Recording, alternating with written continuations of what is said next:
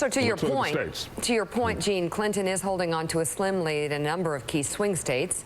In North Carolina, the RCP average has her leading Trump by about 1%. In Florida and Ohio, she's up nearly 3%. In Virginia and Pennsylvania, around 6%. Her lead is about 7 points in Michigan and is at 9% in New Hampshire. David Ignatius, Hillary Clinton up by 2-3 points, but certainly nothing like the lead she had coming out of the Democratic convention. She has basically lost half the lead that she had after the conventions, the two conventions together. And I think what should worry her is that the argument that was so effective for her in that earlier period of the race, Donald Trump is psychologically unfit to be president. Hillary Clinton didn't have to say anything. She could just let Donald Trump go on TV every day, and that was her campaign message. I think that may be running out of steam. Trump is trying to be more controlled, present a somewhat different face.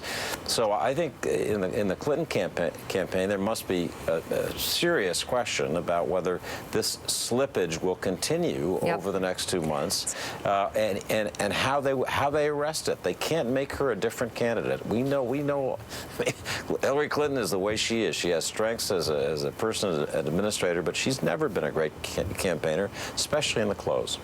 Steve Retner, I'm worried.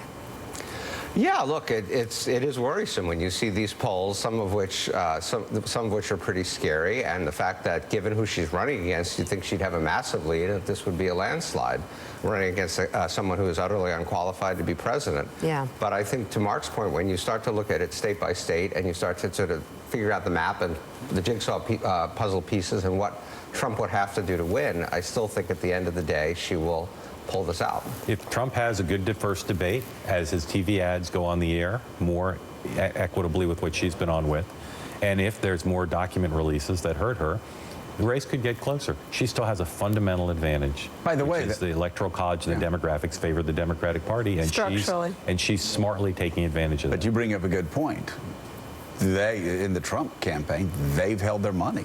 They haven't advertised. They've been saying for 2 months they were going to wait until after Labor Day, and then they were going to start. So Trump's in the CNN poll, Trump's up 2 points. They haven't even begun advertising yet. So if you're Hillary's team, what are you thinking? You know, the other thing they have going for them is that they're going to go into the first debate with her having successfully prosecuted the case that David Ignatius just mentioned, that he's a madman. He has the potential to take the stage, and if he looks anything less than deranged, far exceed expectations. So their positioning for the first debate is disastrous. It is high on the list of worries in Brooklyn is the expectations about the first debate. They are really concerned that if Trump just shows up, he will be declared the winner. If he speaks softly and reads the phone book, he could be declared the winner. Coming up on Morning